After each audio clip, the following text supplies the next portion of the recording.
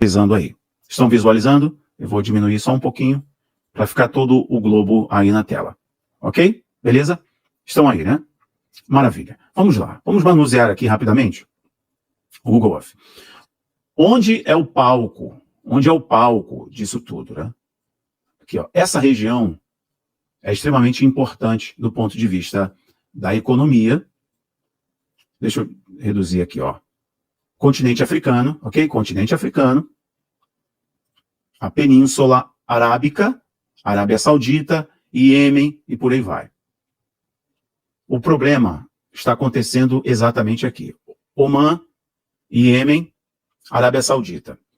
Bom, a Arábia Saudita é o principal país do Golfo.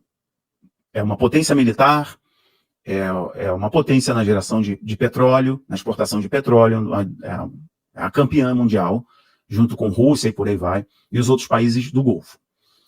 Países do Golfo, aqui, né, as monarquias do Golfo, né, o Kuwait, Bahrein, Emirados Árabes Unidos, Omã, tá? Arábia Saudita. Só no Emirados Árabes são vários principados que compõem o Emirados Árabes. Vários reinos pequenos, reinos riquíssimos por causa do petróleo, que compõem os Emirados Árabes. Tá? Aí vem os outros países como Omã e Iêmen. A história da formação do Iêmen é interessante. O Iêmen, os iemenitas, eles alegam ser descendentes direto de Sheba ou Sabá. Sabá, eu estou falando da rainha de Sabá. Os iemenitas são descendentes da rainha de Sabá. Lembra na Bíblia, a rainha de Sabá, que visitou o rei Salomão, e Salomão ficou encantado, dada a beleza, a riqueza e a região que ela governava, a rainha de Sabá. Tudo indica que era essa região aqui, inclusive próximo da África. Aqui, no continente africano, vocês vão ver que vai ter alguns países, como Somália, aqui, no que é conhecido como o chifre da África, Somália, Eritreia e Etiópia. E aí depois vocês vão ver Sudão, né, Egito e por aí vai. Ok. Então, senhoras e senhores, onde está o grande problema? O Iêmen, os Houthis do Iêmen. Houthi é uma família que, após ser removida do poder, era uma família muito, muito forte em termos de números, em termos de cultura e em termos de riqueza. Após ser removida do poder, a família Houthi iniciou um levante contra a aproximação do Iêmen com o Ocidente e a aproximação do Iêmen com a Arábia Saudita. Mas isso é um pouquinho complicado de se entender. Por quê? Nós temos que falar também da Guerra Fria. Na Guerra Fria, o Iêmen estava dividido em duas partes, a parte norte e a parte sul, onde uma parte era influenciada pela União Soviética, comunista, e a outra parte era influenciada pela Arábia Saudita e pelo Ocidente, pelos Estados Unidos. Ao fim, né, da Guerra Fria, e ao fim dessa divisão, aspas, reunificação, houve inclusive uma guerra civil no Iêmen.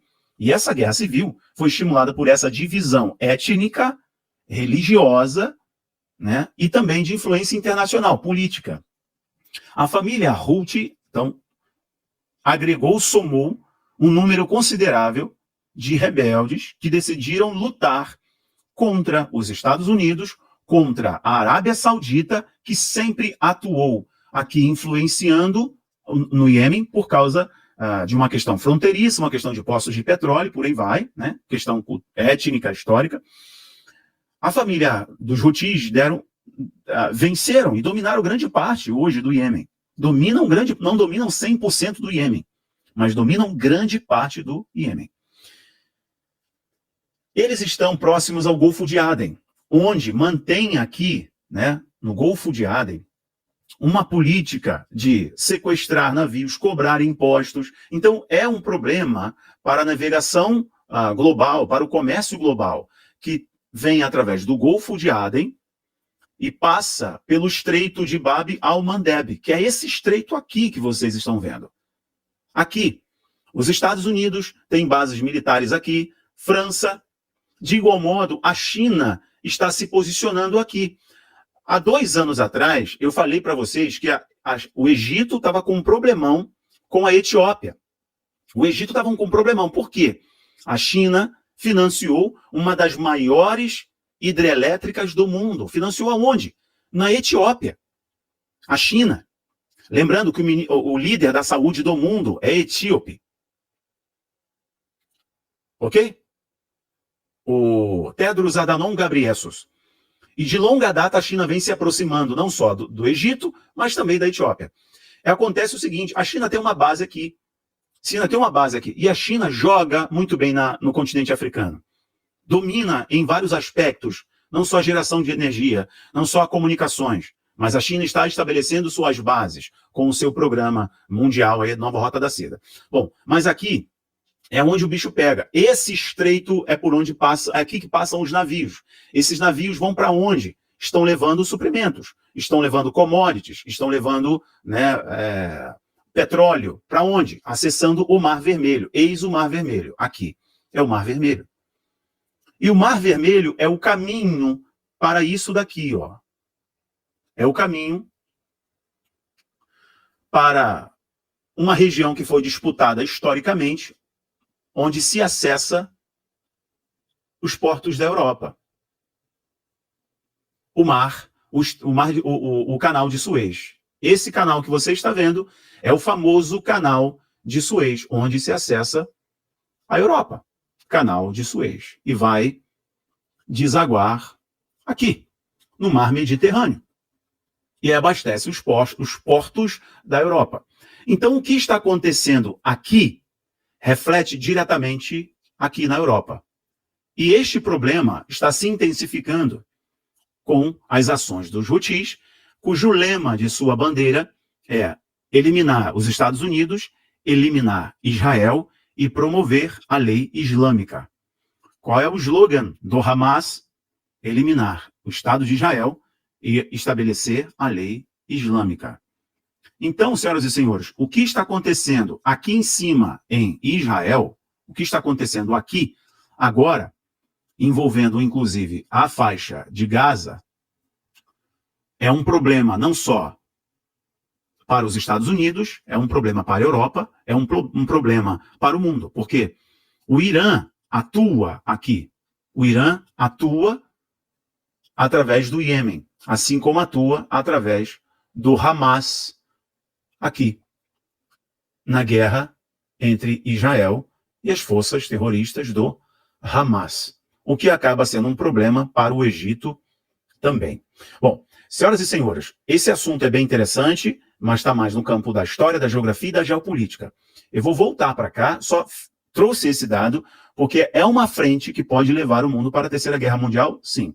Assim como os desdobramentos da guerra entre Rússia e Ucrânia. Quais são as consequências disso? Assim como o Estreito de Taiwan. Mas depois eu faço uma aula sobre Taiwan. Beleza, meus? Fala pessoal, tudo bem? Vídeo bem mais tarde hoje, com pouca luz, momento que eu tirei aqui para poder dar um passeio, mas separei aqui uns minutinhos para poder conversar com vocês rapidamente, num lugar completamente improvisado. Bom, senhoras e senhores, os Estados Unidos entraram oficialmente na guerra agora. Informações da Reuters, da Fox News, e já, inclusive, o mundo vai ouvir o pronunciamento oficial do Donald Trump, presidente dos Estados Unidos. Porque os Estados Unidos acabaram de bombardear o Irã. Então, é oficial, os Estados Unidos entraram na guerra. Agora, a guerra não é só de Israel, né, com um apoio logístico e etc. dos Estados Unidos, inteligência. Agora, de fato, uma guerra dos Estados Unidos também contra o Irã. Então, é também dos Estados Unidos. Bom, os Estados Unidos bombardearam através de caças. Já vinha desde a parte da tardezinha aqui do Brasil, eu vinha acompanhando relatos de que o Irã estava sendo bombardeado por aeronaves que eles não conseguiam identificar. E informações da grande mídia norte-americana, inclusive a Fox News, trazendo a cobertura com imagens de que as usinas nucleares do Irã foram completamente destruídas.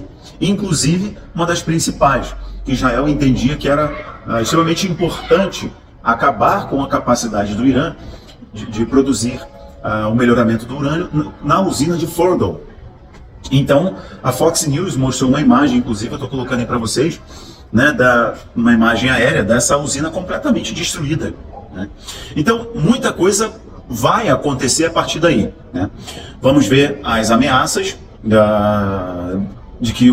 as ameaças que o Ayatollah, o chefe supremo do Irã, fez, e quais ameaças vão ser concretizadas, se vão ser concretizadas. Uma coisa que vejo que eles podem fazer, né, claramente, é bagunçar o comércio de petróleo no mundo. Bagunçar o comércio de petróleo no mundo. O Irã pode simplesmente travar, né, um dos principais eixos de escoamento de petróleo do mundo. 1/3 do petróleo do mundo passa por aquela região, que o Irã tem muito poder através de outras milícias, né? E eles podem agora iniciar uma série de ataques no Estreito de Hormuz, por exemplo. Pessoal, nós estamos falando de 1/3 do petróleo do mundo. Isso é muita coisa, significa muita coisa. Os Estados Unidos, agora bombardeando o Irã, e isso é oficial, levará o Oriente Médio a uma nova escalada. Ou seja, eu até cheguei a comentar com vocês de que seria a paz, mas depois de um grande barulho, né, de uma grande confusão. Então, neste momento, as outras milícias extremistas, grupos extremistas, os grupos que atuam na guerra de procuração iraniana podem atuar em vários lugares do mundo, em várias embaixadas norte-americanas, né, agindo aí em ataques, né. Bom, enfim, o que nós vamos ver nas cenas a seguir vai ditar o curso de muita coisa no Oriente Médio, principalmente no mercado de petróleo, né? Vamos ver qual vai ser a reação da Turquia, qual vai ser a reação da Rússia, né? Qual vai ser a reação dos outros países ali no Oriente Médio, inclusive as declarações dos países do Golfo, né? Bom, o presidente Donald Trump vai fazer uma declaração, se não falha a minha memória, até onde eu li aqui rapidamente para trazer esse vídeo para vocês. Ele vai fazer um comunicado por volta das 10 horas da noite, né? E aí vai ser um pronunciamento oficial do presidente dos Estados Unidos após o bombardeio do Irã. Imagino que a negociação melou, certo? O plano do Trump de conseguir a paz, né? Conseguir a paz, o trunfo diplomático através da negociação falhou. Até porque líderes da Europa estavam conversando com lideranças iranianas para conseguir um cessar-fogo, né? Um novo termo do acordo nuclear. O acordo nuclear que vem se arrastando desde 2016, 2017, e muitas sanções, e a China quebrando essas sanções, comprando petróleo barato, comprando a petroquímica iraniana, né? Agora, enfim, o mundo vai estar de olho, inclusive o governo brasileiro já deve estar se preparando para soltar uma notinha condenando o governo Trump. Não estou aqui respaldando a ação militar de ninguém, estou somente analisando, e é um fato que vai sair alguma notinha, ou na verdade uma fala do presidente brasileiro, fazendo algumas críticas ao presidente norte-americano. Fato é que fica claro para a gente que os bombardeios israelenses, os ataques por parte de Israel, não estavam surtindo efeito suficiente para poder de fato obliterar a capacidade do Irã de gerar uma arma nuclear. Ou havia uma ameaça séria, real, né, de o Irã já ter alguma coisa, está muito próximo, como já dizem, nas semanas. Lembrando a vocês que o argumento para poder destituir, né, o Saddam Hussein era de que o Iraque tinha armas nucleares.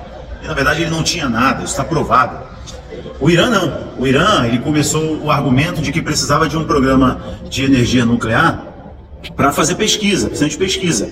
É mera desculpa, e toda a comunidade internacional, toda a mídia internacional sabia que o Irã, na verdade, queria uma arma nuclear para ter poder de barganha e ameaçar a destruição de Israel e também dos Estados Unidos. Então, se diante dos ataques israelenses, das sanções, das ameaças, né, das potências ocidentais, o Irã não cedeu, agora o que ele quer, né, o que os Estados Unidos querem, é não só obliterar o Irã na sua capacidade militar, aqui em termos de produzir uma arma nuclear, mas especificamente a queda do regime dos ayatollahs. A discussão virá na sequência. Quem vai substituir o atual chefe supremo do Irã? É óbvio que eles não vão querer que seja o filho do chefe supremo do Irã, né? Um outro líder religioso. Vai ter algum poder de transição ou a volta de algum príncipe, né, da monarquia que foi derrubada naquele período ali das revoltas árabes, né? Também a monarquia persa caiu, a monarquia do Irã caiu depois do fim do mandato britânico, né, e etc., que era uma monarquia muito alinhada, afinada com o Ocidente, né? Enfim, senhoras e senhores, fiquemos de olho no Estreito de Hormuz, é a principal região que a gente tem que estar observando agora, e o preço do barril do petróleo alcançando tetos, né?